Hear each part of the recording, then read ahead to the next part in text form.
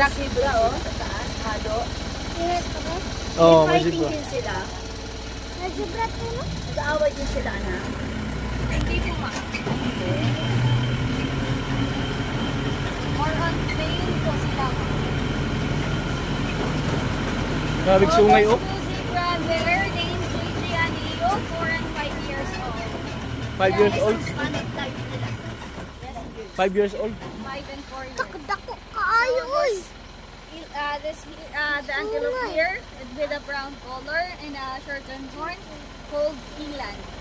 Eland is a large antelope Eland. in terms of height and weight. But despite of their huge size, they are a great jumper as they can jump up to 8 feet. Wow, And Oh, the grabe, female no? eland can produce milk 8 feet. 7 liter per day. And their milk is nutritious. Nutritious than a cow's milk. And those who have maleficent horn, that called Yung bitaw mo. greater kudu. Greater kudu is a handsome and majestic antelopes that have a spiral horn that can grow up to 6 feet or 72 inches. And their horn will twist Zebra. once every 2 years. And they have the ability, if they feel threatened, they become motionless. Yes, once again, eland and greater kudu.